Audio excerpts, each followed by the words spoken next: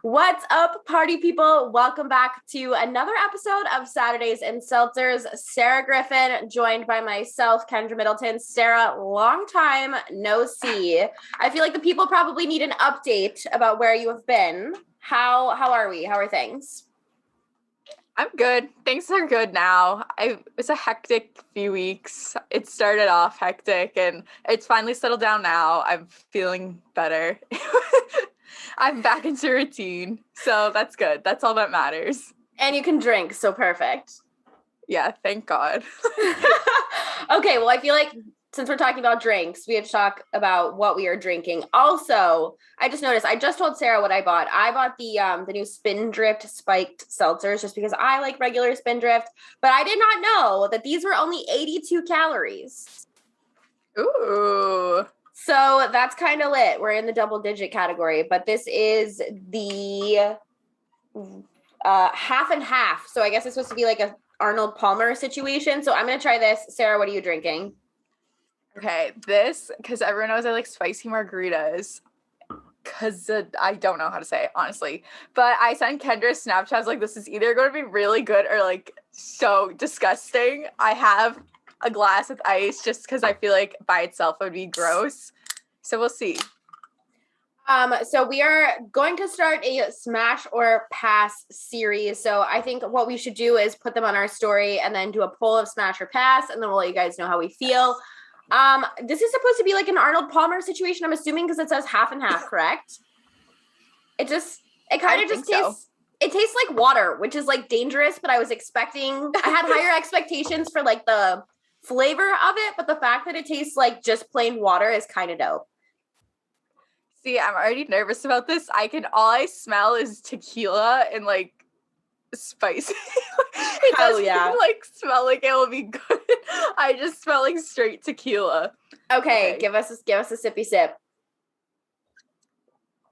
Oh, that's actually really good. Okay, cool. All right, so Are you smashing? Smashing. Yep, that's great. I have another flavor to try later. I feel like I'm gonna go with smash with this. I feel like if it were like a hot summer day and I was like on the Cape or something, this would be fine because it tastes just like water. So I'm gonna go smash as well. I'm glad that we are back to trying new seltzers.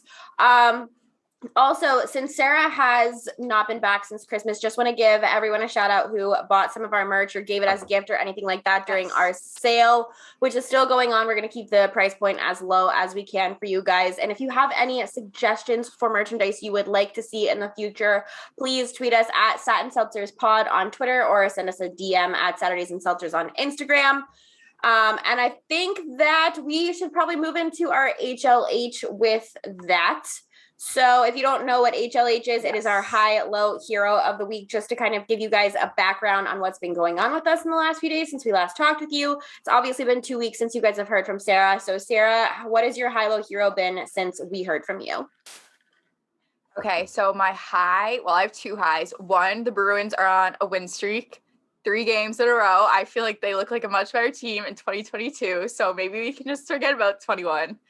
But then my other high is on New Year's Eve. I just stayed in with my friend Jordan, and I didn't drink a ton. I just had like a few seltzers and like some wine, but I usually hate New Year's. I feel like it's a very overrated holiday. Me too. So that was the first time I was just able to like sit in and do nothing, which I guess I did that last year, but I was with like shitty people. So I also stayed in. Nice. Yeah, I liked it. It's so much nicer. Did you watch the football games at all? No, we just watched like romantic comedies all night. There are 2 types of girls, and it is me and Sarah Griffin. That is amazing. Okay, what was your low and your hero? Okay, my low is obviously I do not have a car, so I feel like a middle schooler again. Just be like, oh, can you pick me up here? Like, can someone come get me? Like, even on New Year's Eve, like, I was just going over her apartment. I'm like, okay, I need a ride there. I need a ride back. Like, can someone pick me up here? Like, my mom can get me. Mom, come pick me up. I feel so stupid, and I feel so bad. Everyone's like, it's fine. Like, I don't give a shit. All right, and what is your hero? My hero is, I don't know if you saw this, you know, the hockey player Luke Prokop, he's like the first openly gay hockey player. He was doing a question and answer yesterday on his Instagram story, and it was the funniest thing I have ever seen. No, I didn't see this. Forever. Oh my God, it was so funny. I screenshotted some of them just because they made me laugh so much. Like, someone asked them, like, are you gay? And he's just like, no, sorry, man. That is like, it was awesome. Like, oh, your man crush. He's like Paul Rudd. Oh my God, he has same. Taste. Yeah, I saw your story, but I didn't know that that's what it was from. That's amazing. Amazing. Okay, perfect. My HLH, if you follow me on social media, you know that I was doing a giveaway to win a game day experience with me and Eric Dunn for the Patriots Jaguars game. So that was my high last week. That was so much fun. We had a great time. The Jags obviously got their ass beat, but the Pats, because I went straight from the Patriots game to the Celtics game with the boys, and seeing the Patriots put up 50 in one day and Jaylen Brown put up 50 in one day was like kind of a cool like sports moment to see that in the same day. So I would say that was my obvious high. My low is being a Jags fan because I don't know, have you seen what's going on Jags Twitter at all? Is it about wearing like the clown stuff to the game?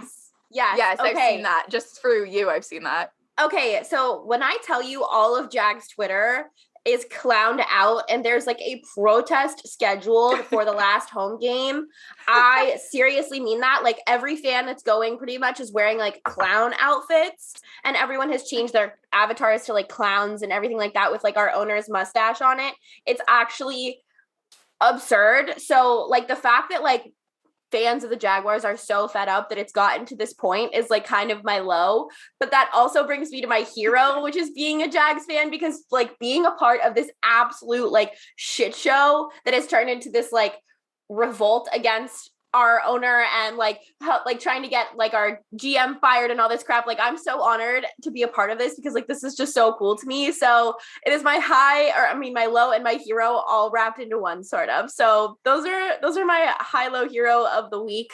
That's all I have to say. I don't know if you've like seen anything that's going on, but it's been like an absolute shit show. Well, it's so funny because I know when someone like follows me or likes my tweet through you because it's always someone with the clown. So I was able to figure out quickly because I think you like tweeted something with my name in it, or so I was getting tagged. I was like, I went on. I was like, why are there like a bunch of clown? That's amazing. Like whatever, just I was like, okay. Then I put 2 and 2 together. I was like, this makes sense now. Clown takeover. Well, so I had the clown emoji as my avatar for a hot second, and then I did this radio interview here and like didn't want people who were looking me up to see that I had like a clown avatar and like not get it just because it's like Jags Twitter. So I had it for a while and it was really funny, and I do kind of miss my clown avatar, but that's what's going on there. I hope everyone that walks into the stadium on Sunday has on clown attire. Like I'm genuinely considering ordering Jackson like a clown outfit, like the whole 9 yards. So that's been really fun. It's been funny. We like made some headlines, which is cool, but I know you have been dying to talk about what's going on with baseball. So I will let you talk about the elephant in the room. Yeah, I mean, before a couple weeks ago when we were supposed to record just the two of us, like Christmas week or whatever, I remember I was like, oh yeah, like I have no baseball stuff to talk about. Like there's nothing going on.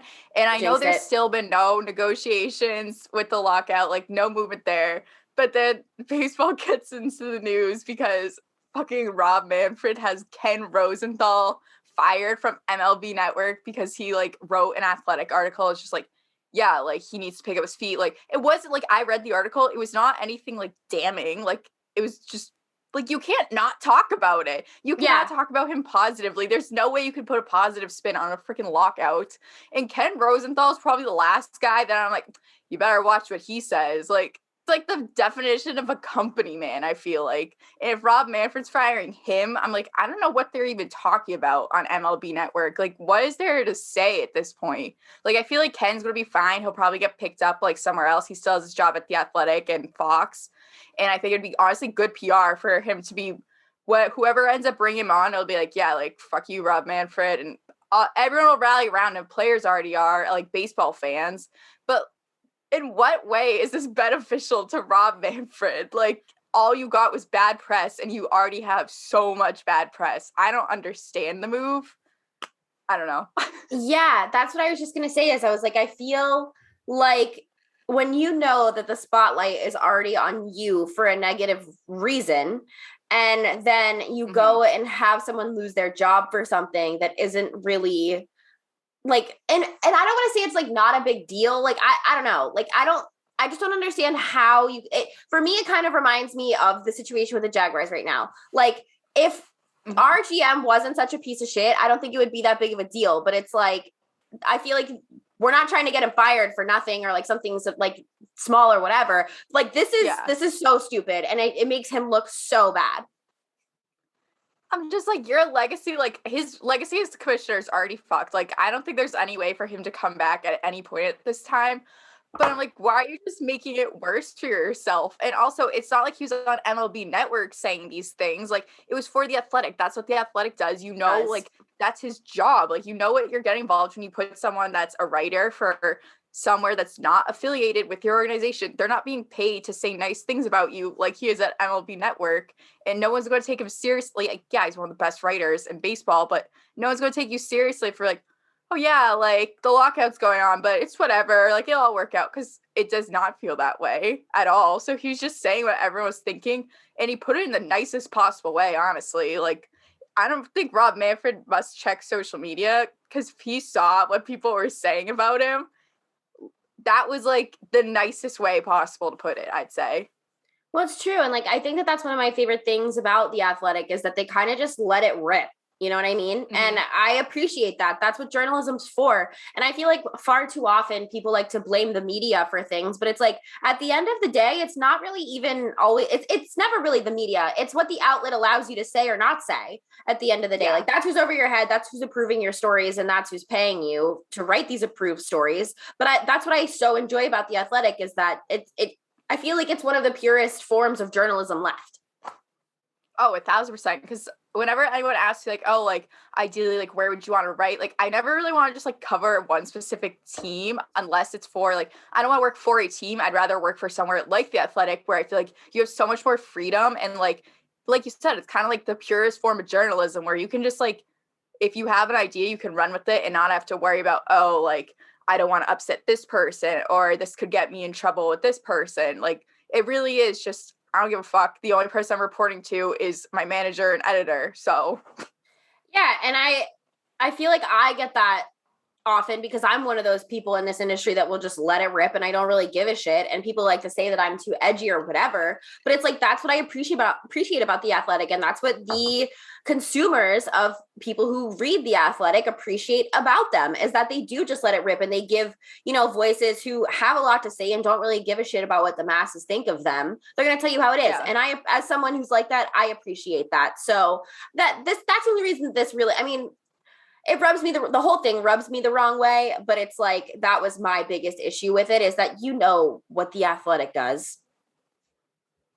I think it's so funny because I was saying just last week, I was like, I have not thought about baseball in weeks. Like, there's nothing to think about. There's no news, and that's its own fault, whatever. Then it gets in the news because of this, and it kind of just makes you feel more hopeless, to the point where I was like, yeah, I really don't give a shit about baseball right now.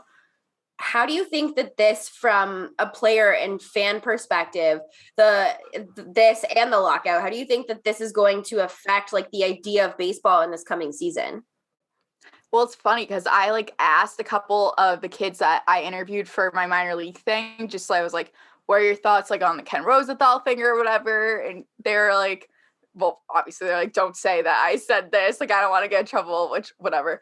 But I'm not going to say any names. And they're just like, yeah, like everyone's been talking about it because it's like baseball's already kind of on the down now. Like, it seemed like it was finally going up last year. Like, I feel like it was more popular than it has been, especially after the COVID season, where like it was just kind of hard to follow, especially when it was short and like there wasn't that much interest. And this year, I feel like you saw it like growing popularity, especially with like guys like Ohtani and like. I was just going to say that. People wanted to watch it. And now you have these people that are starting to get into it. And all of a sudden, this is locked out. The commissioner's like no one's allowed to say anything bad about me. And like minor leaguers are just like, our like end of the stick is already shit, and now it's just like everything is shit. I just feel like it's like the old school no fun league anymore. Like the NFL has a ton of, and that's the thing too, is that like there's not a ton of personality in baseball, in my opinion. Mm-hmm. Like, at least with hockey, like a lot of the guys have personality because they're foreign and like think like Americans can think that that's funny. When it's like there's a lot of Hispanic players in baseball too, don't get me wrong, but it's like I feel like that like baseball is just, you know, put your head down, like everyone's quiet, like their interviews never really go viral or anything like that. And it's like when you add something like this on top of it, it's already a hard sport to market because it's slow and it's old. And on top of that, and now this, it's like where is baseball going right now? Yeah, no, what you said, like they have such strict media training. Obviously, like every player in every league gets media training, but I feel like with baseball, it already is, like you said, like this old, like white man's, like old guys, like gentleman's club, whatever. Like that's all it is at this point. And they're like, okay, you keep your mouth shut, like don't get in trouble. And now it's leaking into you see even guys like Ken Rosenthal, who's probably the last person I would be fucking worried about if I was Rob Manfred and saying anything bad about me. It's just like, it's embarrassing and just makes it so much more boring than, like you said, like it's not a sport that has this perception of being super exciting to people on the outside. Well, and that's what I was going to say. If you like would let your players have personalities and shit, maybe the spotlight wouldn't be so negatively on you right now, because then you'd have, you know, your Antonio Browns to come steal the show. So that's how we will get into the Antonio Brown situation in that two different slots in our show later. Don't you worry. We are coming for you, AB. But that's how I feel about that. Obviously, there's nothing else really going on in baseball. But we can move on to the NFL because there are things that we can both talk about going on in the NFL this week. So, like I mentioned earlier, the Jaguars obviously played at Gillette this last Sunday. I was there. It was rainy. It was cold, but it was so much fun. People were kind of rude, but I still had fun because, like, I can clown people back. Actually, you know what my high should have been? So when we were leaving the stadium, there was this drunk, like 20-year-old frat boy who was like trying to like fuck with me. And I don't think that he expected me to know sports. And so he started like clowning me and stuff like that. And I was like, you know, chirping back. And I was like, oh, you know, Mac Jones is from Jacksonville and Miles Jack wasn't down and blah, blah, blah. And he like said something about me being a girl or whatever. And we're like walking out and him and I are like screaming at each other in like traffic of people. And I was like, don't get mad at me because you could never find a girl half this hot or know half as much about sports ever interact with you ever again. And the crowd fucking erupted. And that should have been my high because that was amazing. But we went to the game, had a great time. You know, I love the smoke. So that was a lot of fun. But the Pats put up 50 points. And I saw you tweet like a day later because you didn't tag me. And obviously my mentions were outrageous being someone from Jacksonville and living in New England. But I saw that you were like, the Pats score is what? Oh my God. So I want to know if you have any thoughts about this game. And you obviously have, not that you didn't have bragging rights prior, but you definitely do now / still do. So do you have any thoughts? Well, honestly, I was watching the Bruins game because that was their first game back or their second. I think it's their first game back. But so I was switching off between them. So I was just kind of going off of like, oh, like checking in, like, and I figured it wouldn't be like the super exciting game.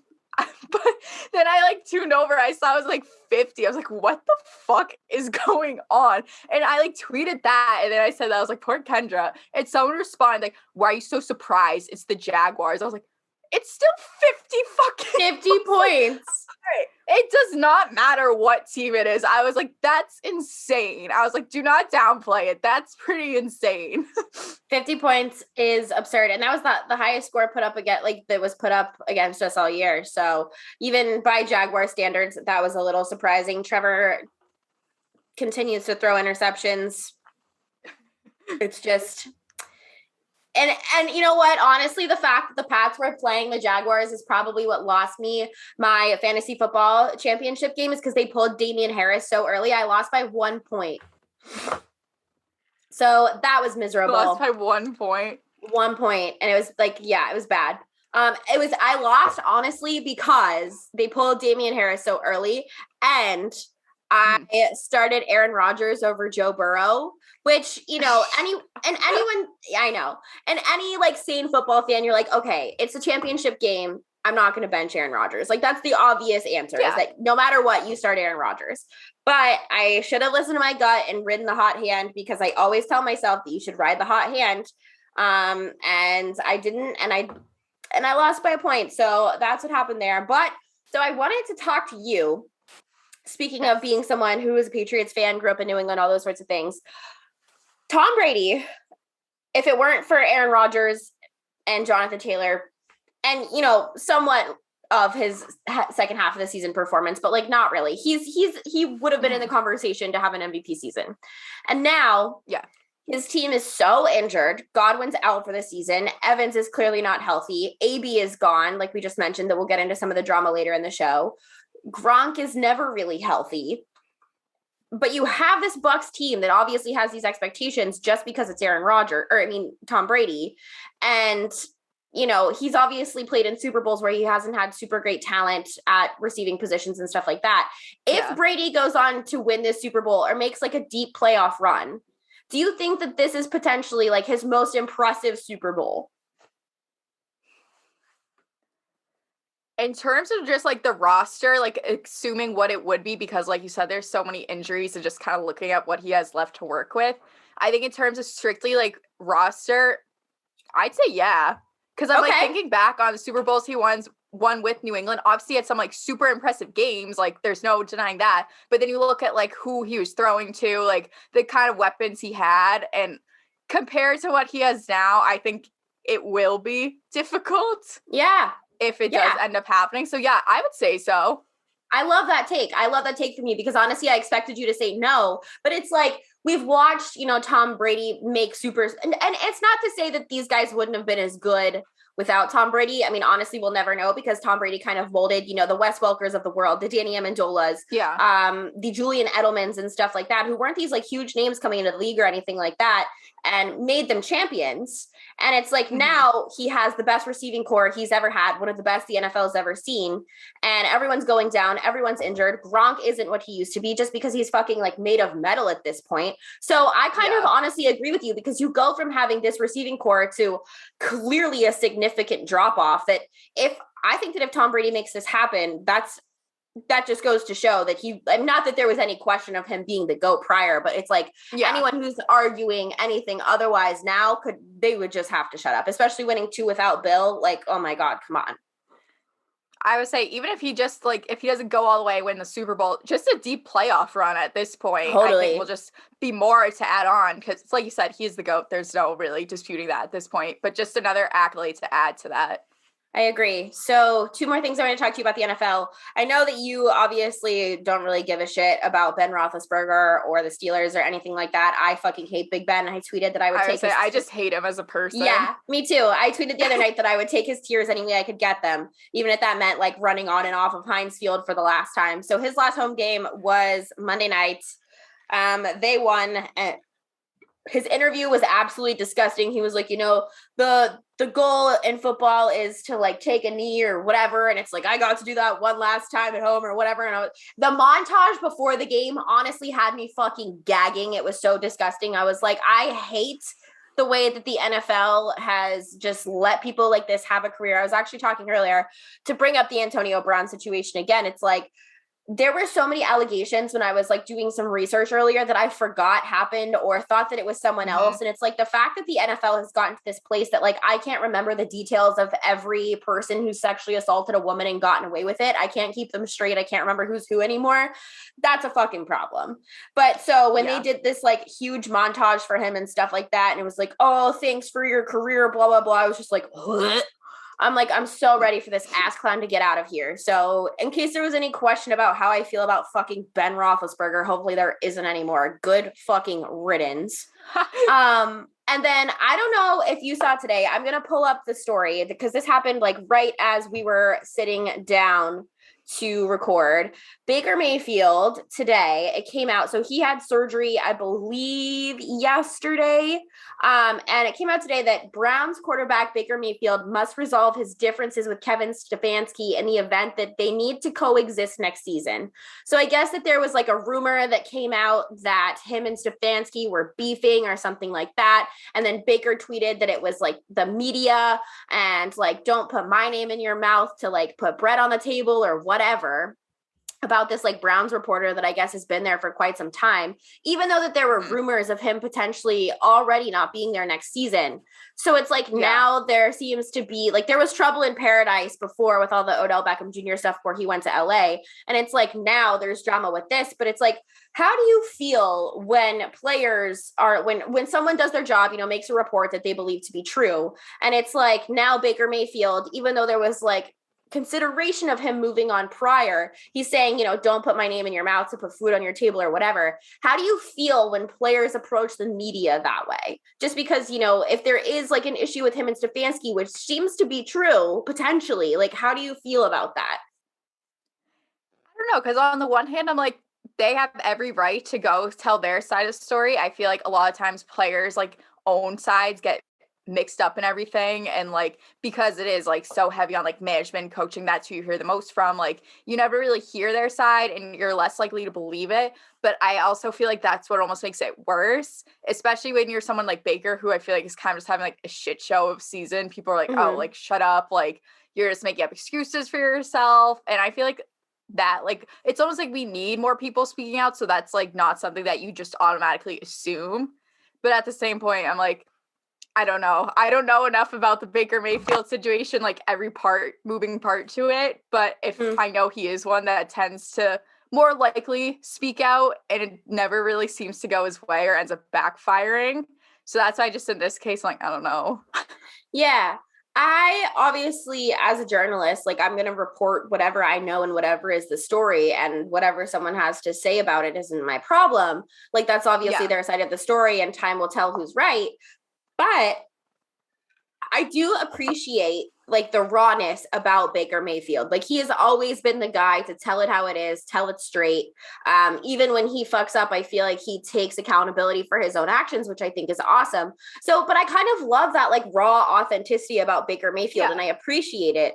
And I just hope that this doesn't come back to bite him in the ass. And it's like this entire time he was actually, you know, beefing with Stefanski or planning on leaving or anything like that, just because I think that that would really damage Baker's brand. Oh, 1,000%. Okay, cool. I'm glad we agree there, just because I needed some like clarification on how I felt, because, you know, we're both in the media, but like we also have friends on the other side of the microphone, you know what I mean? And it's like everyone does in this industry. When you talk to people so often, it's like you make friends and like you build relationships, and it's like some relationships are different with different athletes and those sorts of things. So I was just curious how you felt, especially because Baker can be kind of like a firecracker from time to time. A little controversial. Yeah, but I appreciate that about him. And I feel like players like that, honestly, make our job easier, you know, like the Antonio Browns of the world, the Baker Mayfields, the Ben Roethlisbergers. Like there's always something to talk about, even when there's nothing to talk about. Even if it's positive, even if it's negative, the fact that there's always something going on obviously makes our jobs easier. But when that happens, you're not going to like us because so obviously we have a lot of NLL and PLL stuff to catch up on, just because you have been gone for 2 weeks. So I see you have in our notes about some of our awards that we are going to talk about later. The goalie fight. This was my favorite thing to happen this year. I don't know about you. Oh, easily. And so the thing was, I was doing, you know, obviously I work for Lacrosse Flash, so I was doing social for them that night. And it was between, because at first I just assumed I was going to cover the Toronto game and like just do the social updates for that. They're like, oh, why don't you do Rochester Albany? Because not as many people are watching that one, just because it's not as exciting of a matchup. I was like, okay, yeah. So I was just like doing game updates, whatever. And, you know, like I'm in the NLL like social channel. So I always get all the videos and I like to be on top of it. So I'm the first one to get out even before the league. I know that's like, I shouldn't say that, but I do want to be the first one. Look at you, girl. Yeah, I'm like watching it. Like it wasn't like a super exciting game. Like Albany's getting their ass beat in their first ever home game. And then all of a sudden, like things are just getting scrappy. You know, like there are fights in the NLL, But then I just see Rochester's goaltender, which, mind you, this is like his first like full game because Evan Kirk, I think we talked about weeks ago, was he no longer could play. I think he's in the Fire Academy or something. So this kid just like steps in and he's having a great game or whatever. And then Albany's backup goalie was coming in because their like starter was doing so bad. And they just start like going at it with each other. And I'm just like sitting there in shock. I'm like, I need to get this up now. As soon as I uploaded it to the social channel, I was like, I'm running with it. And it was by far the most like engagement Lacrosse Flash has ever gotten. Like everyone's like messaging me in the Slack channel. They're like, we just like tripled our numbers, like all this stuff. Like, of course it's Sarah that's like on this game. The Twitter notification just did not stop. And I was like, hell yeah, that's right. Everyone's talking about this goalie fight. As they should. Like that never, I don't care what sport, that never fucking happens. It was it was a pretty good fight. It's not like they were just like shoving at each other back. Like it was like a street fight. They took off everything. I loved that. And I'm glad that it made it into our words like right at the very end of it. So that was fun. Any other PLL, NLL stuff? I don't think that I watched any games at all. Well, now because like they were like the NHL. They took a pause on their week. Like it was the week that I like ended up not coming on. They were down for like 2 weeks. So this is their first week back since everyone was out. Fight. Yeah, so we're really not missing much. I was just saying the only 3 teams left that have not won a game are Albany, Panther City, and your Riptide.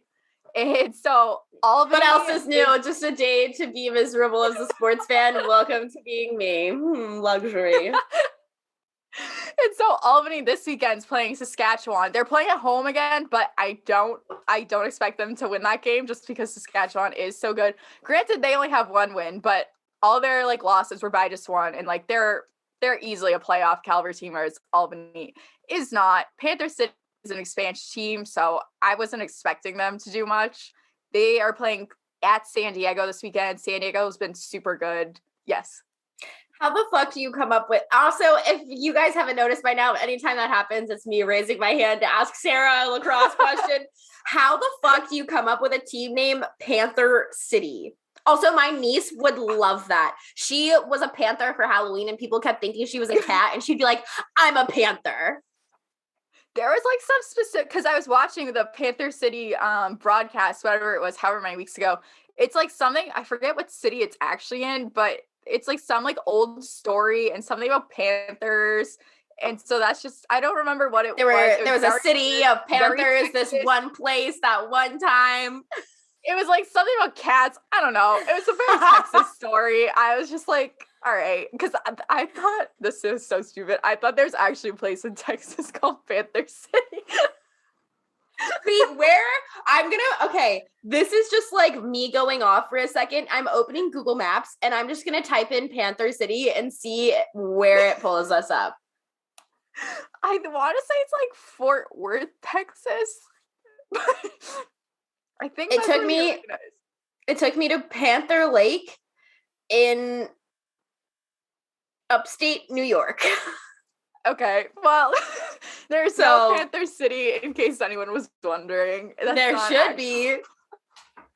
We should buy somewhere in the metaverse and name it Panther City. Actually, Panther City follows me on Twitter. I should be like, hey, me and Kendra are buying if you guys want to hop on. Yes, we could sell. Yes. How many NFTs do we need to sell to buy somewhere and name it Panther City? If anyone knows anything about NFTs in the metaverse, contact it's Sarah us. Griffin. We have big plans for Panther City. Why can't you just print more money?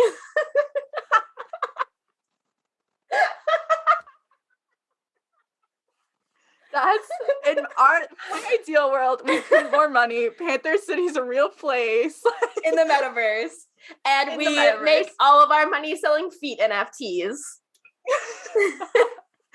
and bath water. That's a good idea. if we made our feet pics into NFTs, then you could sell them for like millions. Wait, okay, we should actually do this. Okay, so our bathwater thing didn't work out, so now we're moving into feet NFTs. Hit us up, finance bros. We're tapping into the NFT market. Tap, tap, tap in. What were we even talking about? So yeah, Panther City, they have not won a game yet. And then New York Riptide have not won a game yet. They're not playing this weekend, but they have Jeff Teat activated for next weekend. So maybe they'll win. Or I don't even know if, I think it's next weekend. They're playing Panther City. Oh my God, I want to go so bad. It'll be a battle of the losing teams. Okay, wait. So I have this later in the show. Should we just tell them now? Yeah. Okay, so before Sarah almost fucking died, we were going to announce on that show that we obviously are going on vacation, like we mentioned on Twitter. And drum roll, Tyler! We are going to Philadelphia. Someone actually guessed it right. We are going to watch our boy Matt Rambo play against the Riptide. We are bringing him an SNS hoodie. We are going to see Jeff Teat. We are going to see my Riptide. I'm really going to have to like maybe sew a Matt Rambo jersey Riptide situation together or put like Rambo on a Riptide jersey. I don't know. If you have suggestions, let me know. But we are going to a game and we are going to see a Flyers game as well because they are there. So if you have Philadelphia suggestions of what we should do, let us know. I think Sarah and I are trying to party. So yes, and no more cheesesteaks. No more cheesesteaks. No more. I don't do cheesesteak. Those are two things I don't do. Cheese and steak. I'm out.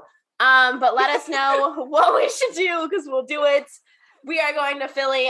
Actually, you know what, Sarah? I'm going to make you listen to Sailing to Philadelphia by Mark Knopfler the entire way there. I don't really care. It's just going to have to happen. So let us know. Anyways, your last PLL NLL point of the week. Is it NLL? Yes, it is. Okay. NLL, yes. Yeah, so my last point is just the game to watch this week, if you're interested, is going to be Buffalo versus Toronto. I think we've talked about it a few times now. Just this Buffalo team, like, they have such a good offense. They're, like, a really fun team to watch. But they played two weaker teams. So I haven't really gotten a good indicator as to like what to actually expect from them and like what they're like up against a playoff caliber team. So I feel like it'll be nice to watch them up against Toronto, which I will say I am interested to watch Toronto too, just because for some reason they are one of the, like the best teams. They just like haven't really interested me. Like I watched their games, like, nah. Now they do have TD Erlin back, who, if you follow the PLL, he's the face-off guy for the Redwoods. He's a rookie, like super, super good. And, you know, typically you don't see as many American players in the NLL, especially face-off guys. Face-off's not as like impactful there. But I watched his debut game at NLL. You know, he's playing good defense. Like he looked good. So I think it'd be a good game to watch if you're trying to get into lacrosse, just because Buffalo's offense. And if you follow PLL, TD Erlin. So if anyone wants to watch it, tweet us your thoughts. Yeah, do it. What time is the game? I think 7. Okay, cool. If I'm around, maybe? I will watch it. We can live tweet it together. Also, I'm opening my second Spindrift. This is the mango flavor. So I know you guys like a little can cracking ASMR. I'm going to sip it while... Okay, so we actually do have something huge to talk about before I try this. We are going to move into our NHL stuff. Tuukka Rask is back-ish, which right before you went down, I'm just going to refer it to as Sarah going down for 2 whole weeks. We talked on our show about, with the potential of Tuukka Rask coming back, what that made the goalie situation look like. And I, thought that maybe they would wind up riding the hot hand with Swayman and keeping him up there and stuff like that and sending Tuukka down, just because he is sort of that team player. You don't really have to worry about his confidence or anything like that getting shattered. He's, coming back from injury. He is in Providence for, I assume, a few different reasons at this point. So how do you feel seeing him back? What are your expectations? And how does this throw off, the goalie hug scenario? Obviously, I am a diehard Tuca fan. I know there's the Tuca haters and then the ones that like ride or die by everything he does. I will We call fully them admit Tuca I'm one of those. truthers. Yes. Okay, perfect. I'm one of those people. It doesn't matter what he does. I will defend him to the death. And I'm so okay with that because that's way less embarrassing than being a Tuca hater. But so I was watching his interview today and he was just like, because that's the big question, obviously. Like, what happens with Swayman and Omar? Like, they finally had this chemistry going. You know, they both looked a lot better, I think, ever since that, like, looming idea of, oh, like, Rask is coming back. Like, things are going to get, like, kind of jumbled up. And I know we've talked about that before. And someone asked Tuca, like, what was his thoughts on that? And he was like, I've practiced with both of them. Like, we have a good thing going. Like, I'm not here to earn this big, like, contract or anything. I'm just here to play. And, like, I want to be at the Bruins. Like, at the end of the day, I'm just a team guy. And, like he said, part of his reason for coming back was he wants to continue to play with, like, Bergeron and Marchand, you know, guys he, like, grew up playing with. So I do think, obviously, it's inevitable. We're going to get that shakeup. I don't know what it's going to be. I'm having a feeling it probably will be Swayman sent down just for I don't know how long, just because Allmark does have that contract that makes it so difficult to do anything with him. And I do feel bad saying that because he like looks so much better. And it just sucks though, because like Swayman is the long-term future, not Allmark. Just like Tuca's not really the long-term future at this point. It's just kind of like him finishing out his career, and he's such a good goaltender, so no one's gonna be like, no, like besides we don't want you, players. But for the most part, I don't know. Like, it just it's very bittersweet, I feel like, because it's nice to finally see Swayman and Allmark, like, both look very comfortable. I think Swayman's, like, game has really improved, especially. And again, we've said it before, he's so young, and he could take any experience he can get, whether it's at the AHL level, where he's only had, like, 7 games, I think it is, or at the NHL level. It just, like, sucks, though, once you have this guy who is developing so well at that high level, and you have to kind of mess with that a little bit. But I do feel like none of those guys are very like selfish people that like I need to be playing like top, like I need to be on the front at all times. Like any of them think will do anything for the team. And now that we're finally getting more out of the Bruins, like secondary scoring wise, like they're winning games that typically they were losing at the beginning. Yeah. I think it's just like, okay, we can make a playoff push. It's just like everyone has to pull their weight and you're going to have to make sacrifices. Yeah. So obviously the tweets about the whole Tuca thing have been awesome. Those have been really funny. I've enjoyed Twitter this morning. But my question for you is that obviously going into the year, the goaltending was you and I's concern. We kind of agreed about that. Yeah. And now that's no longer our concern. Our concern has kind of been the scoring and the chemistry of the lines and those sorts of things. I see you have Pasta in the notes. What do you think has been working? And it's not, I can't just be that it's a new year because it's a professional sport. Yeah. You know what I mean? And they did get, a little bit of a break and stuff like that because of COVID, but I just can't, I don't know if it's like they finally have found lines that are working for them or what. Like, what have you seen that's kind of changed that just so happens to be at like the mark of the new year? I feel like the thing, like you said, obviously the break probably helped everyone just kind of like recoup, restart. But I think the big thing was that switching of the top and second line with putting Pasta down on the second line and then Craig Smith up on the first line, because not by any means is Craig Smith like some like insane top liner. Like he's playing with Bergeron and Marchand, so I would hope he looks good. Like how do you look bad playing next to those guys? But I was watching, I think it was NHL Network was talking about it. And they're like, Craig Smith, like he has a very predictable game, but it's so like versatile that you can fit him in on any line and he will accommodate and get that production. So like the top line, I don't think was ever a problem. Like we've said that so many times, like you need secondary scoring, you need chemistry on these bottom lines. And finally you get Pasta. And I think the big thing with him on the second line is adding him and Taylor Hall together. Like when we didn't see Bergeron and Marchand because they're out with COVID, I feel like Pasta and Taylor Hall just like they mesh so well together. And like Pasta doesn't care, like, oh no, I'm not on the top line anymore. Like again, they're all just like team guys. They're like whatever works. But they're just both such like talented, skilled, like fast skaters when they're on the ice together. I think it works for both of them because like obviously Pasta broke his slump, but I feel like Taylor Hall had such a slow start to the season that having someone like Pasta on the same line as him just helps his game so much more, that we're finally starting to see that like production that we expected from him all along, which has been great. And then obviously the third and fourth line all of a sudden just like woke up too. I really don't know how that happened. I'm not complaining at all. I know NoSec just went down with COVID, so that kind of sucks, but it just seems like next man up mentality with that bottom six. So I'm not too worried about that. I just hope that that second line in particular, like, continues to roll. And I know Bruce Cassidy said nothing's like set in stone. Like, that's not going to be the lines forever. If they have to move Pasta back up, then they will. But for now, I feel like this is like the best case scenario. Yeah, I agree with you there. So I'm glad that you added the Winter Classic and the World Juniors into our show notes. But I see you have some stuff about the James Norris Memorial Trophy. Thoughts? Yeah, so obviously I love Charlie McAvoy. I really wanted him to win the Norris last year. Adam Fox 1,000% deserved it. I kind of assumed my early prediction was it was going to be Adam Fox again this year, but I love Cale Makar just because obviously you've seen him play so much too at UMass. Like, he was in this division, so everyone like knows him around here. Mm-hmm. I just love Cale Makar. I just love him. And then he had that unreal goal the other day, and it was while I was doing my training actually.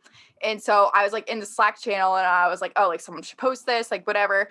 And then I like said something. I was like, that could be the like closest to, because McDavid had that crazy like 3-on-1 goal early in the season. I was like, that's the goal of the year against the Rangers. Like, no question about it. I was like, this one might be pretty close. Like, it was. I wouldn't say it was as impressive as the 3-on-1, but the fact that he's a defenseman kind of just adds to it. And honestly, it kind of looks like a video game glitch the way he scored it. Like, he broke that defenseman's ankles. Or no, I don't think it was a defenseman. It was a forward. But that was nuts. Yeah, it's been definitely a fun. I honestly have to say that obviously outside of the NFL and stuff like that, just because I'm such an NFL nerd, usually the NHL and the NBA kind of sit around the same for how much I enjoy watching them. I've had so much more fun watching the NHL than the NBA this year. And I know you're not a huge basketball fan, but I think that that because the NBA has been growing at such an insane rate, and it's been so entertaining because the NBA allows their players to have more personality than most of the other leagues, that speaks a lot to what's going on in hockey this year, even with all the COVID kind of complications. Yeah. Oh yeah, no, I feel like there's been so many just like more viral plays from hockey this year than we've seen in the past that like is catching everyone's attention, not just hockey fans. And then it is like, I like that it's like a young guy like Cale Makar who like Justin Bieber reposted his goal today. And I was like, I know Justin Bieber is a big Leafs fan, so of course he does follow the NHL, but just like in general, like getting that out there, because it is such a like insane goal. And it like, people are like, what the fuck is this? Like, why am I not paying attention to this? And again, I just love Cale Makar. I think he's so like sweet and wholesome. So I'm like, good. He's young. He's easy to market. Like, good. That's the type of face I want. It's also just different when, you work in, college athletics here and you get to see kind of the Hockey East players go and have these cool careers. I feel like I personally get really attached to stuff like that I work so closely towards. So I think that that's been a lot of fun. I'm also glad that you put the Winter Classic in our notes because I totally would have forgotten about this. I think we should go next year. I would love to go to the Winter Classic. It was so cool just like seeing it. And I had a few friends that are at the Winter Classic this year. And I was like, oh, like, how is it? Like, I know it's so cold, whatever. And one of my friends was one of the social media leads for one of the teams. So she was like, I'm miserable right now. She's like, this is so cool. And I know I'm going to like look back on this, feel like that was such a fun experience. She's like, I'm trying to like tweet and I can't feel my fingers. But then one of my friends was just there watching and he was like, this is the coolest like game I've ever been to. Like, you have to go to one. Like, he's like, as long as you have some alcohol on you, you're fine. Like, this is so much fun. And it looked so, it was just so aesthetically pleasing. I think that this should be like tickets and like the trip should be our Christmas gift to each other next year. Instead of like getting each other anything, we will just buy our way to the game. I think that that should be our move. I'm going to put this down in our notes now and start like an ongoing thing of stuff that we want to do. Like, I think that this summer we should do it by season. Yes. So we should try to go to like something every season. Like, obviously I think we should go to a Brewers game this summer, but like next winter, I think that this is the move. Oh yeah, 1,000%. We have to go to a Winter Classic. I've never been to an outdoor hockey game. Really? I don't think I have either because when I started going to UNH, they weren't playing the game at Fenway anymore. So yeah. So I don't think I have either. So we should definitely do that. I think that Yes. would be a lot of fun. Also, if you follow hockey at all, you know about the World Juniors cancellation. I have been semi-vocal about this on Twitter. I think you have as well, and our thoughts about this. This, you literally just wrote in our notes that it's been an absolute shit show, and I completely agree with you on all of that. I feel so bad for these kids. It's like, especially because one, you had the like World Juniors canceled, but even before that, like the like girls team, they were just like, yeah, sorry, that's not happening anymore. Which that was just like blatant, like, yeah, we don't give a fuck about you. And then people started caring once World Juniors got canceled, because obviously that is the sport, or that is the event that more people are watching. But I'm like, no, all these kids got screwed over, but like everyone only cares about this, which understandable. Like, it's one of my favorite things to watch, like hockey wise. But just the way the organization handled everything, like, I don't know if you saw, they're like, yeah, like, we were in a hotel, like, not in a bubble or anything. Like, it wasn't like it was just the kids in a hockey tournament. Like, there's some wedding going on there. Like, the kids were, like, in the elevator with these people, like, just random people. You know, it's a bunch of teenage kids. Like, you can't contain them, really, and no one was making any effort to even try. And then they're, like, shocked that COVID is spreading in, like, the peak of COVID right now. And I'm like, yeah, no shit.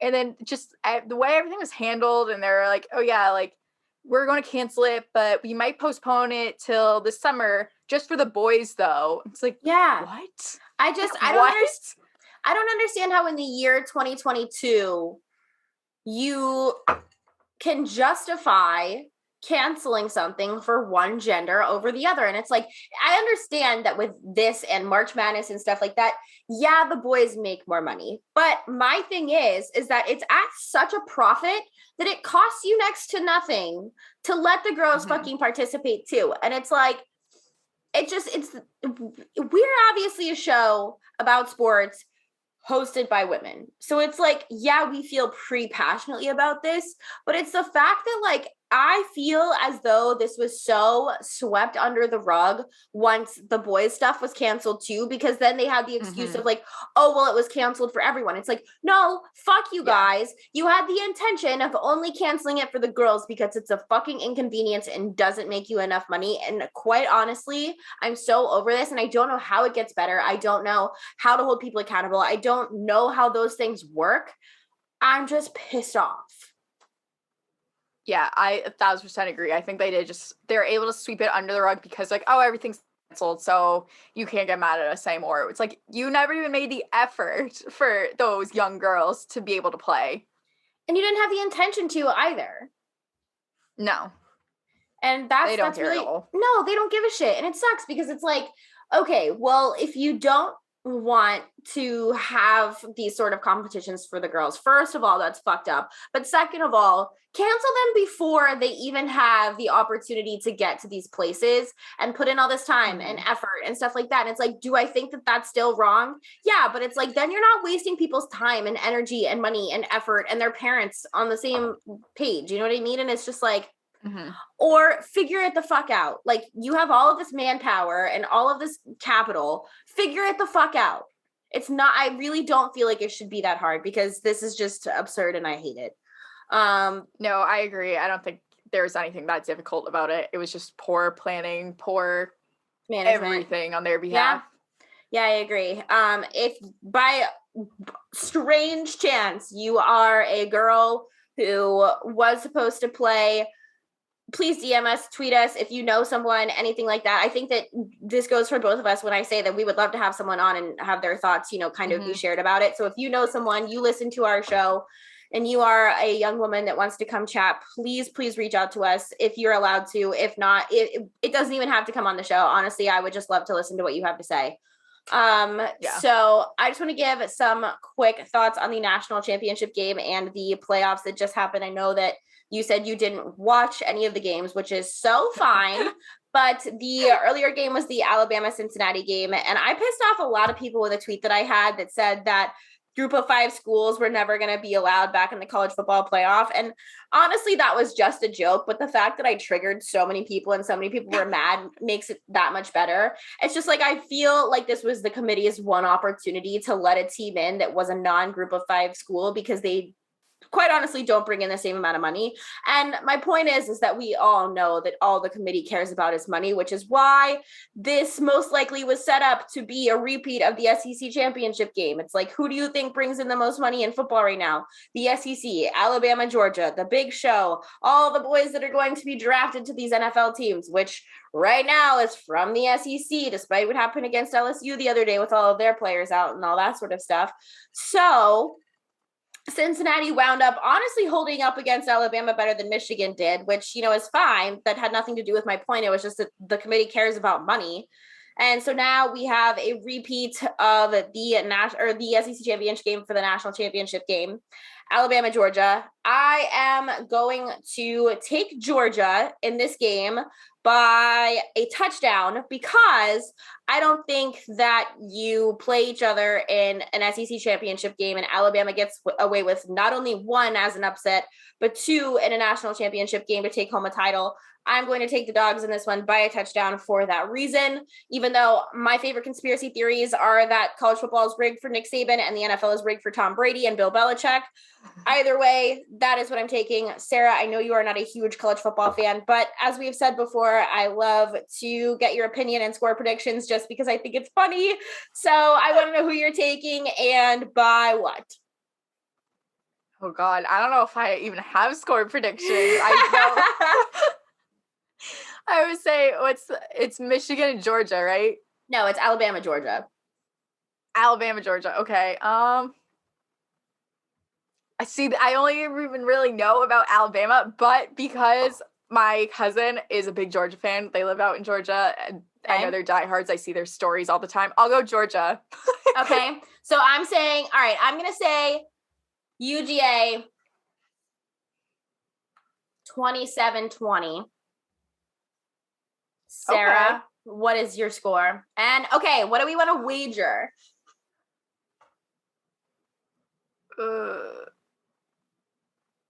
That's a good question. All right, I think our wager, you have to get 5 Seltzers in 1 episode. Okay. All right. Okay. That's a good one. Okay. What's your score prediction? Right, let me think of a score. I'm going to go 37-30. Okay. All right. I dig it because both their offenses are pretty good. All right. So, people, you heard it here. 5 Seltzers, 1 show for the loser. That will be next week's episode, so stay tuned for that. Speaking of a special thing we have going on in this episode, we have our awards party, people. The best of the year is here. Thank you so much for everyone who submit a nomination or who voted. I honestly had so much fun doing this. I forgot about a lot of the stuff that people had to say, and I had a good time. I don't know about you. Oh my God, I was laughing so hard. It also made me realize that we've been doing this for a decent amount of time now, because I was I forgot about some of these things. I know. So we're going to have to keep a running list of stuff for next year, but I figured I wrote down your pick, my pick, and the winner and the nominations. I think that we can go through, say why we picked what we did, and then announce the winner. So starting off with best meme of the year, our 2 most popular nominations were the Bussin' Kermit meme that I made and the Seltzer bonk that Bonkmaster came in, made us earlier in the year. That has been awesome for us. We both picked Bussin' Kermit. Sarah, why did you pick Bussin' Kermit? The Seltzer bonk is a classic, and I feel like we use it so often. But Bussin' Kermit just was the funniest thing at the time, because one, just Anthony's always funny. He just always makes me laugh. But then, me too. Just anytime anything's bussin'. But then also that whole actual picture itself is just so funny. And it was the same time we were going to the Red Sox Yankees wild card game, so it just made it so much funnier. And I don't know, it was just good memories. I actually cried laughing making that. I was so stoned on my couch. and saw someone posted that picture. And I was like, oh my God, I could so make a meme of this. So I did, and like didn't expect it to get any interaction, but it was one of our most liked photos of last year. And like I saw the likes and comments start pouring in, and I was just dying laughing, like crying on my couch at home alone laughing. So I also just good memories. But the winner was actually the Seltzer Bonk by a mile. So yeah, I was shocked. I mean, we do use it a lot. We do. So congratulations, Cayman. You are taking home a Seltzer award this year, your first Seltzer. Good for you. Congratulations. Maybe next year when we like plan a little better, we'll actually have awards to send people or something like that. But for now, we're poor, and you're just getting a shout out on the show. Moving on to our most ridiculous sports moment of the year. The nominations were between the NLL goalie fight and the Trevor Zegras goal. Sarah, what was your pick? I obviously went goalie fight. There's no way you couldn't. I think the only people who voted for the Zegras goal were the ones who didn't see the goalie fight, because otherwise I 1,000% believe it would have been unanimous. Yep. This was unanimous top to bottom. Sarah took the goalie fight. I took the goalie fight. You guys took the goalie fight. It's just how often do you actually see a goalie fight? Yeah.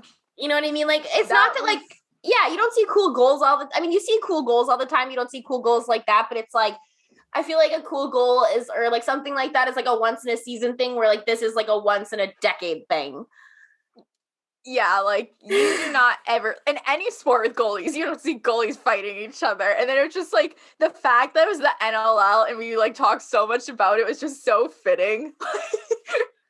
Hashtag normalize goalie fights. Hell yeah. I am so in for it. I feel like that's so metal.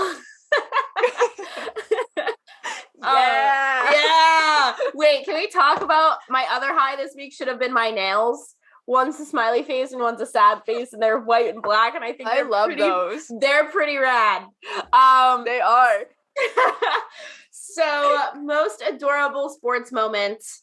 We actually had different opinions here. The nominations were between Bronx Kitty and Tiger Woods and Charlie Woods. I took Bronx Kitty just because I'm still obsessed with Bronx Kitty. I wish we never changed our Twitter header. Bronx Kitty forever. You took Tiger and Charlie. Yes. Which doesn't surprise me because you're such a sucker for kids and you want a child. And that was what swayed. I just think Charlie Woods is so freaking cute, and he's like so cool, and he's like 11, 12. And also just like the fact, like, okay, like Tiger went through this big accident and now you're seeing him again. It's with him and his son. It was just so cute. I thought it was a feel-good moment. Yep. The masses agreed with you, and the winner is Tiger and Charlie. I honestly was kind of surprised just because we didn't really talk a whole lot about that, but we talked so much about Bronx Kitty. I know. So yeah, we only really mentioned Tiger and Charlie like briefly. Yeah, so that was my thing there, but I think that's a good dub. Solid dub. I'm not upset about it. It was a feel-good moment. You are correct. So probably the most anticipated award of the year. I honestly don't think that anyone expected the outcome of this, but the award is for most bussin'. The nominees were none other than Anthony the Red Sox fan against our own blood, Freddie and Jackson. I think you guys are going to be shocked by the outcome here. I really do. I picked Anthony the Red Sox fan because how do you outbus the bussin' master himself? Sarah, I know you picked Anthony the Red Sox fan. What was your reasoning? You can't pick against the guy that made bussin'. Like, bussin' was not a thing without Anthony the Red Sox fan. I'm like, yep, I love you, Freddie. I love you, Jackson, but you're not the bussin' king. Shocking. You're just not. Shocking outcome here. The award for most bussin' stole the show. The winner, Anthony the Red Sox fan. That's so bussin' and amazing. So bussin'. That was not a shocker. Clean sweep for Anthony the Red Sox fan, as it should be. Love you too, but it'll never. Stop saying fetch. Never. It will never happen. You can't compare. You cannot. Bonk of the year. I think that this one is probably one of my favorite categories. So we bonk people often. But I think the two biggest bonks of the year, and the internet got it right. I forgot about Cat Guy, the guy who slid up on my story and was like, my cat died. Can I see your tits? And I reposted it, and he just kept going. He was like, my gerbil died. Can I see your tits? My dog died. Can I see your tits? My grandmother died. Can I see your... And he just would not stop. So that was the nomination that I forgot about that actually wound up being one of the nominees. And then the other, Sarah, was Big John. No surprise. The bosoms were not... What, me dumping them out? What was it? What was it? Oh my God. It was something about some roller derby team, and some guy was like, oh, like I'm on the roller derby. It was something, because I interviewed some Providence Bruins player like years ago, whatever, and he's like, did you dump him out for it? I was like, no, like I was working. He's like, well, I roller derby, which is close to hockey, so can I see? And then Big John just like came out of nowhere. I was like, dump him out. Dumping them out, yeah. I mean, he did that like once a week, but just in that context made it so much funnier, because it all started with like me tweeting about like the Providence Bruins. I don't know. Fantastic. Well, I obviously picked the cat. I feel like when it's something for you, you have to pick yourself. So I picked myself, you picked yourself, and the winner was Big John, as it should be, just because the harassment level was outrageous. But just know that if your cat dies, I will not show you my tits. And Sarah will not be dumping them out for AHL players. Absolutely not. No. Or Big John. But no, when we did our very fuck kill, you were like, I kind of love Big John, so you might dump him out for Big John. And then he got banned, so no one's heard from him since. I think that we should write like a love ballad for Big John. I'm like, where is he in the world? Like, reveal yourself. I don't we care. Miss you. Literally, we miss you. Is it fucked up that I do kind of miss Big John? No, I kind of do too. And also, like, now, because I like limited my replies on Twitter so that only people can follow me, like I'm like, I don't really get any entertaining replies anymore, which is fine, because like whatever, but I'm like, I miss the Big Johns. Like, he was the only one I kind of enjoyed, because that they at least gave me a laugh. They were weird, but they made me laugh. Nobody gasses you up like a Big John, you know? No. Everyone needs at least one. Our best dressed athlete of the year nominations go to our homie G, Travis Kelce, and Pasta. I voted for Travis Kelce just because I enjoy his fashion sense. And I feel like he's always on, where with Pasta, you never know, is he going to be, because when Pasta's on, he's on. And when Pasta's off, he's off. So it's like, I don't think I can like handle, you know, the like gray area of Pasta's wardrobe. But you picked Pasta, and so did the people. Pasta for the people. Pasta is our winner of Best Dressed Athlete of the Year. But I think that now that I'm thinking about it, it's like, okay, I can appreciate that when he's on, and when he's off, because NHL players, they're just like us. See, I'm just so biased, because I'm like, oh, obviously, like, I think twice, but I was like, Pasta, easy. Just because he is, like, when you look back at it, like, consistently probably the most, like, best dressed NHL player in terms of, like, obviously, like, Hank Lund's so hot, so handsome, but wasn't as daring as Pasta is. And that's, like, kind of just exciting to see what he's wearing. So even when I'm like, oh, I don't know if I love that, I'm like, you look good in it just because you're so cute. Like, you're so cute and confident. So, yeah. Okay. Go off, Pasta. Pasta, you are taking home a Seltzer Award. Not that you know we exist and you never will, but congratulations on the Seltzer Award. And our last award of the year, I feel like we should actually do something for this, despite who the winner is, that you will hear in a second, just because these are the two people closest to our hearts. Talk about friend of the program, best guest of the year. And I just want to take a second here to give a shout out to all of the awesome guests we've had this year. We've had some freaking phenomenal people on the show this year, and I don't plan on that stopping this year. If you guys tweet us who you want to have, we will try our very best to get them on. Top to bottom, awesome nominations wound up boiling down to obviously Matt Rambo, our first guest, our only male guest, friend of the program, Matt Rambo, Jacksonville native Matt Rambo. I was like, and woo, Matt Rambo, Duval, baby. Except fuck Bulls High School. Yeah, I don't care if you're in high school and you listen to this podcast, go fuck yourself. And our mothers. I chose our moms just because, as much of a friend as Matt Rambo is to us, I feel like I would have a first class ticket to hell if I didn't vote for my mom. So I'm voting for our mothers. Sarah, who'd you vote for and why? I also voted for our moms because how do you vote against them? Like, how? You just can't. They put up with our shenanigans a lot more than he does. Yeah, for years and years and years. So, and unanimously the winner is our moms. So, yeah, moms. Woo! Go moms. Thanks so much to all of our guests this year. Matt, you still get a consolation prize. We are bringing you an SNS hoodie. Yes. But thank you to our moms. Congratulations to our moms. I feel like we should probably do something for them. Not that we would have picked otherwise. We love you guys. I feel like we should make that a yearly thing. Like our show right before the Thanksgiving every year should be with our moms. Yes, I agree. I really liked that episode. That was fun. Maybe we could even do it like a Mother's Day thing too. Mm-hmm. Like twice a year episode with our moms. That'd be wholesome. Yeah, I think that would, bring some wholesome content to this shit show of a space on the internet. So thank you so much to everyone who participated, who nominated, who voted. Really appreciate it. We will do this again next year for sure because I had so much fun kind of reliving our memories over the last 23 weeks.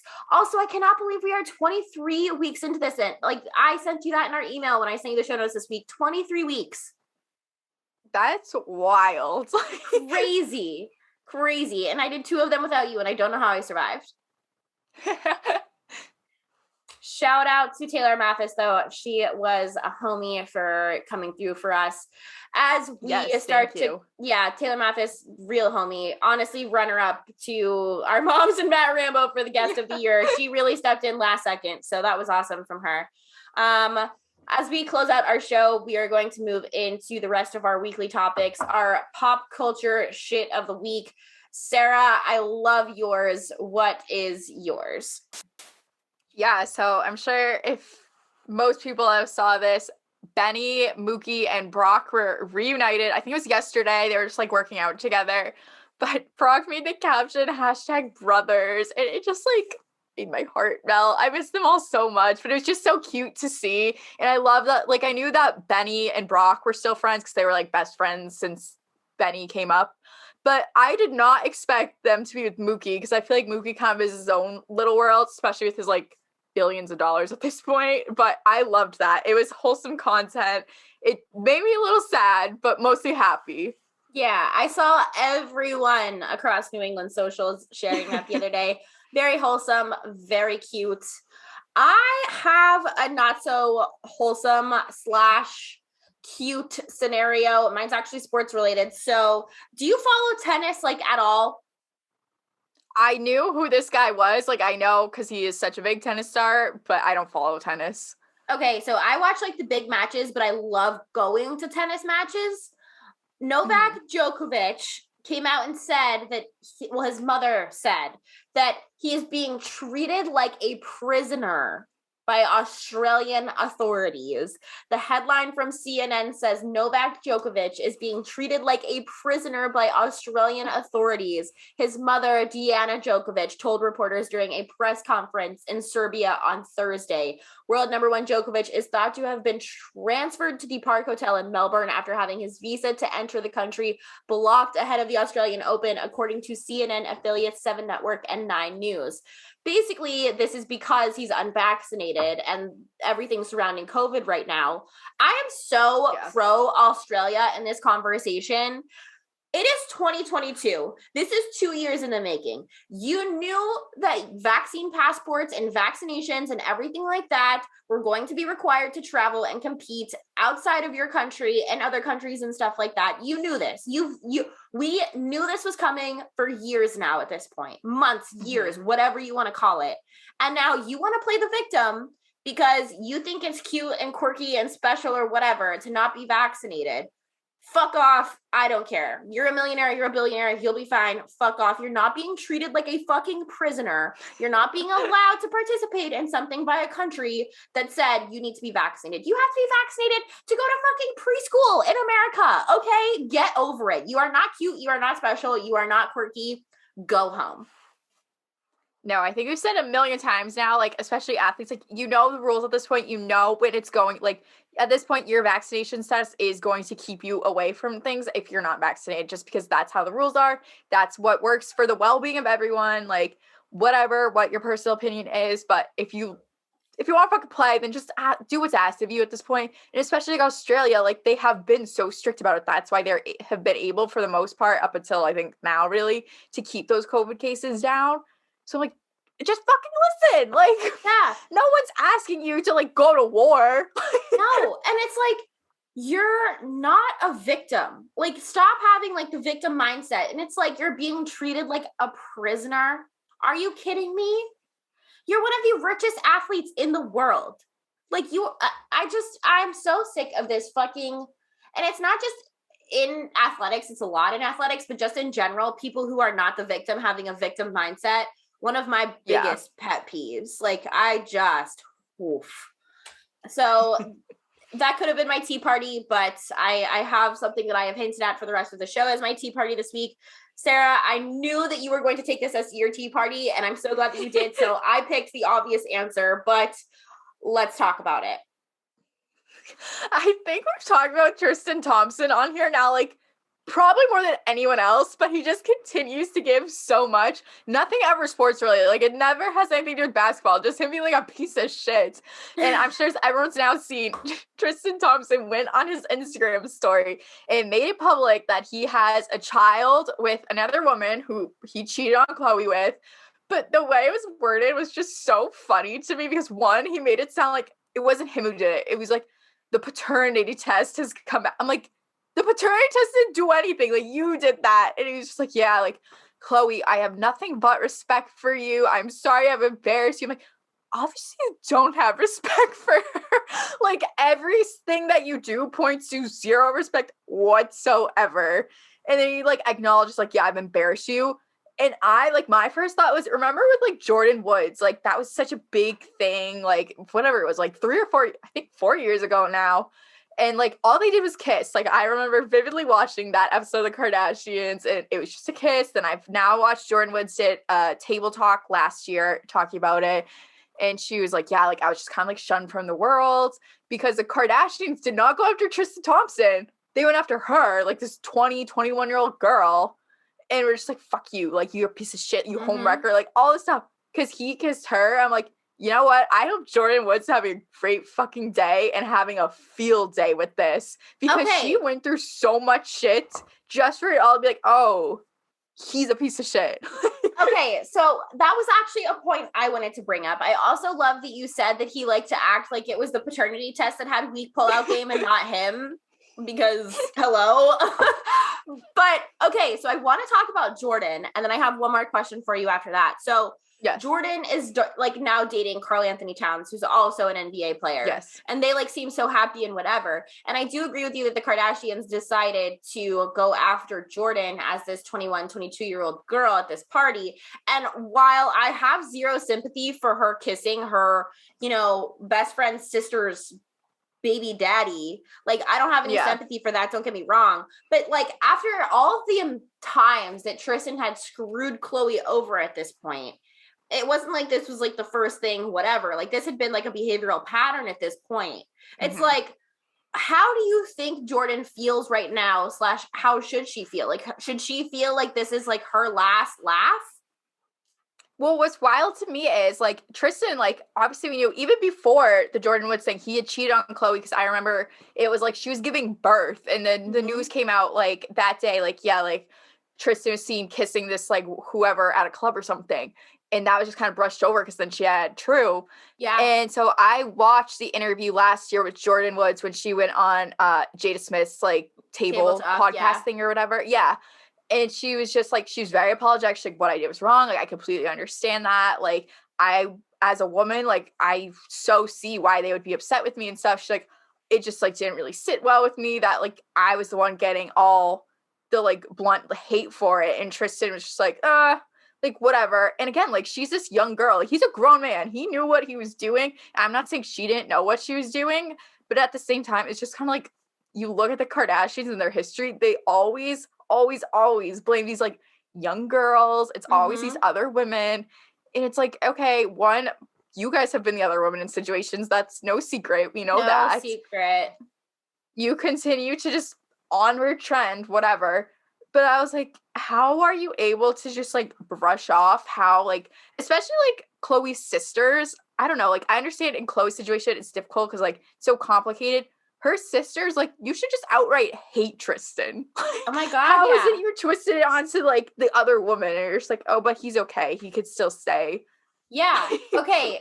So that kind of pivots me into my question for you is that so we're women. We are not women shamers. We are not victim blamers. We are none of those things in this space. But my question is at what point do you start to sort of blame Chloe? And we've kind of had this conversation before, but it's like the first time wasn't enough. The second time wasn't enough. The third time when you were in active labor wasn't enough. The little sister's best friend, whatever. It had to get to a point where he was literally having to take a paternity test, fathering someone's child while he was with you for the 8,000th time.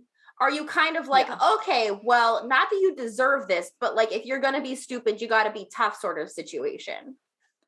Yeah. No, see, the first couple times it happened, like, I just felt bad for Chloe because no one, like, getting cheated on sucks, whatever.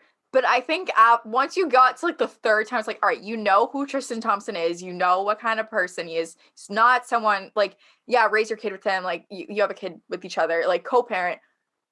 At that point, it's just like you have to cut your losses. And then again, like you always see Chloe, like remember it was like maybe a couple months ago, like one of these girls like, yeah, Tristan cheated on Chloe with me.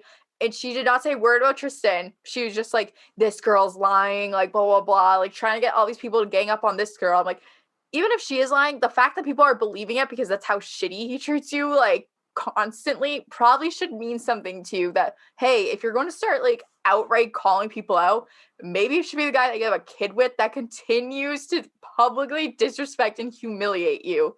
Like, I'm not going to say I don't feel bad for her because I can't imagine being in that situation. But also, again, you know the type of person he is, his repeated patterns of cheating, whatever. At that point, I just be like, all right, we could co-parent and coexist, but that's about it. Yeah. And it's like, that's my other point before we move on to our tweets of the week, is it's like I said, we're not women bashers. We're not, victim blamers, whatever. But it's like, at what point you have a daughter, you have a child, let alone a daughter.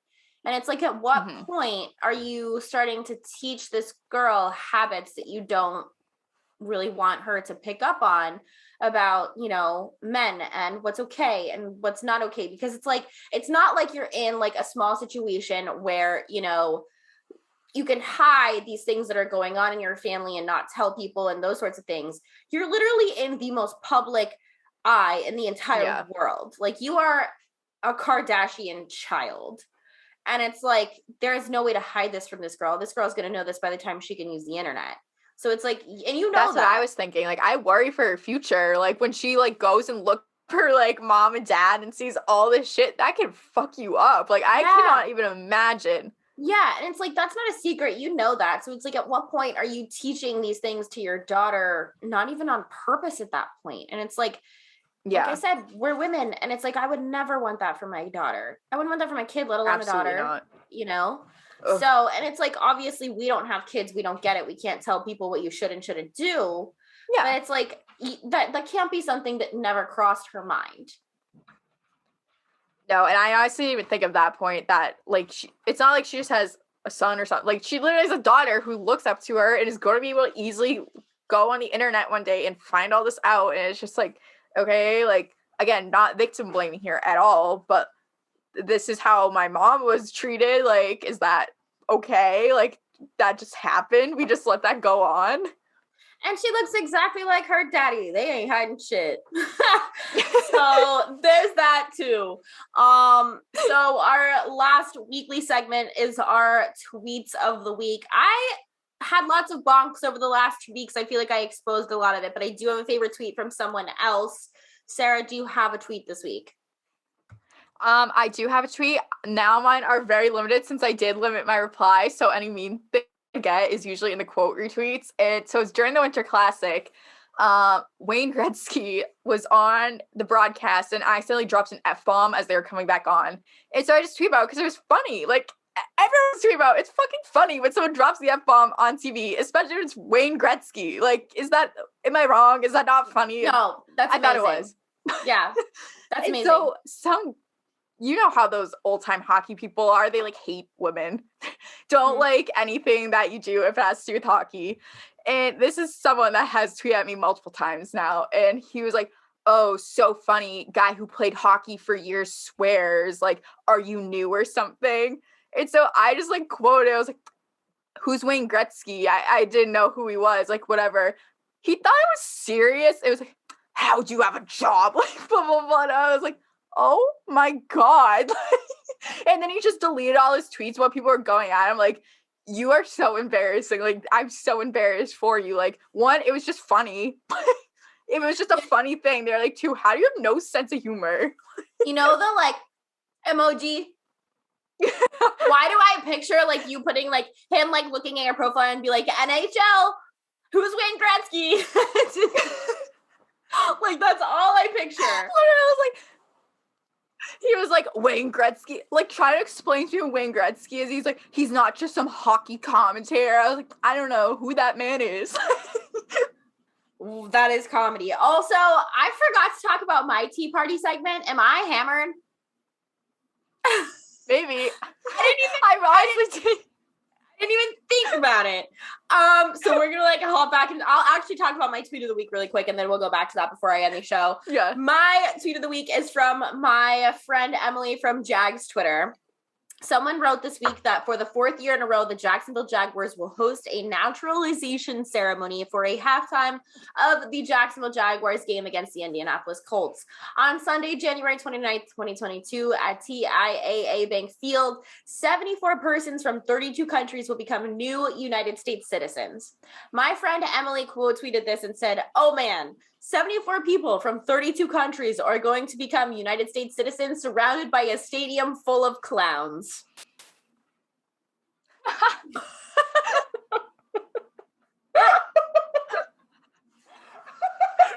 so funny. That is the most American thing that has ever happened. Like, we have, like, tears for the second time reading this tweet. Like, that is so funny. Like, That's so bad. Because every single person that walks into that stadium on Sunday is going to be dressed like a clown, and these people are becoming United States citizens surrounded by an NFL stadium and people dress like clowns. Bunch of clowns.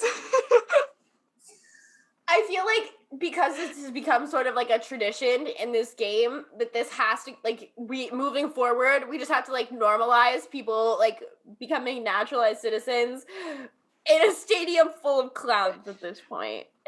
It makes me think of that TikTok sounds. Like, I'm gonna be honest, you look like clowns. You look like fucking clowns.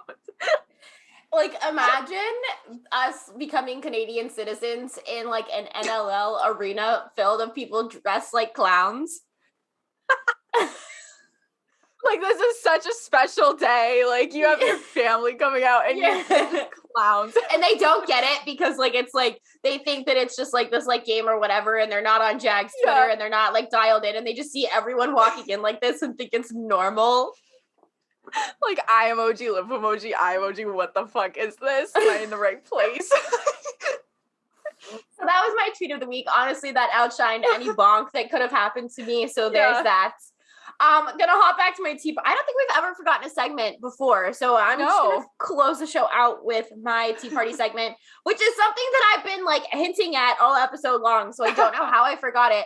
My tea party is obviously Antonio Brown against the Jets. I personally have such conflicting feelings about this. Like, I fucking hate Antonio Brown as a person because of all of his numerous, and when I say numerous, sexual assault allegations and all of that shit, he honestly can rot in hell, in my opinion. I hate that the Bucks even gave him an opportunity.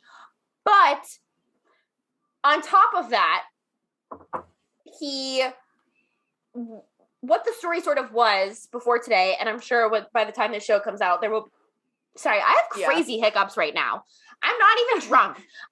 But by the time the show comes out, there will be so many details. So if you're listening to this on Saturday, we're recording on Thursday. But he, what we thought was him quitting against the Jets and then having this whole, drama show, walking out and then calling an Uber, and then he was courtside at the Nets games the next day.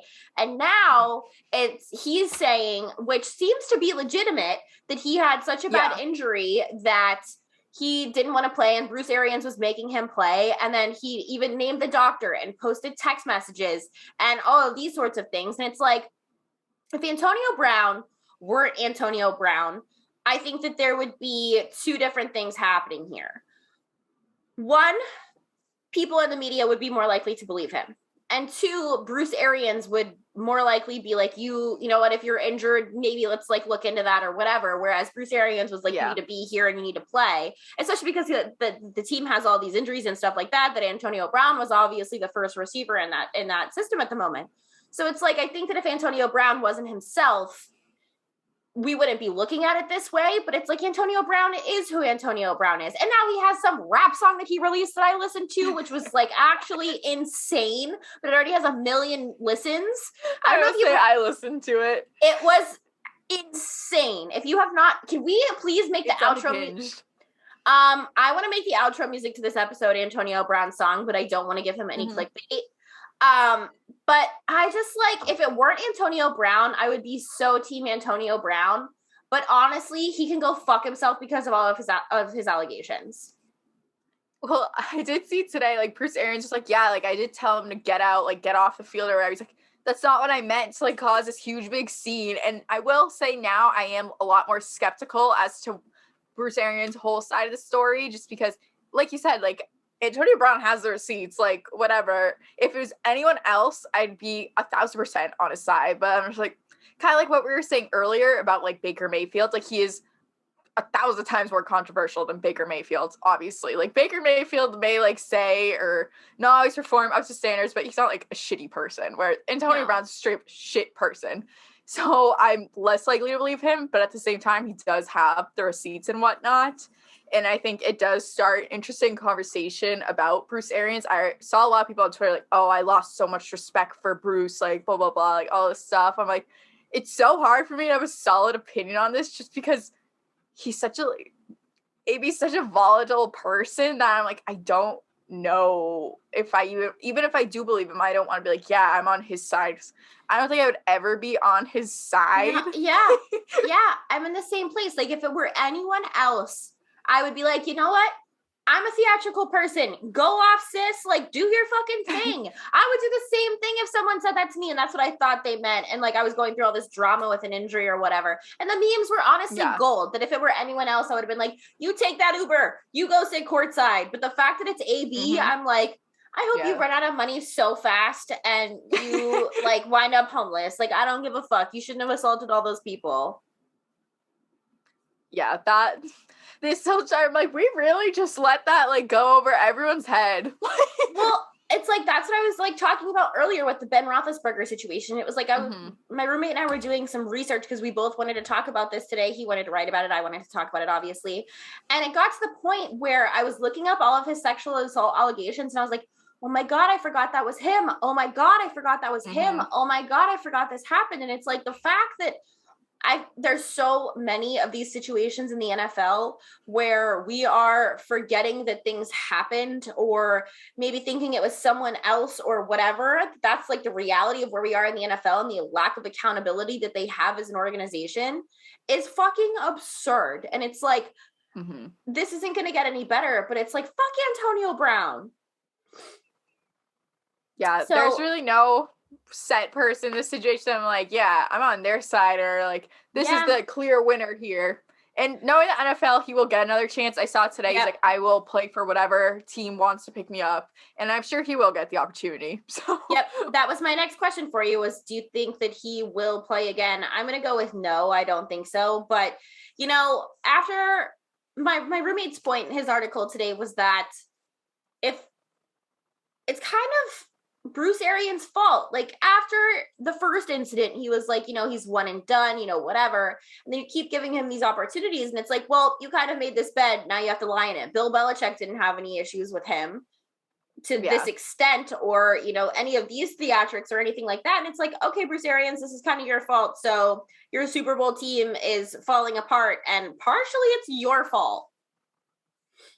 No, I definitely think no one in this situation's innocent by any means, but now as more and more comes out about the story, I think there is a lot of questions about Bruce Arians to be asked, which rightfully so.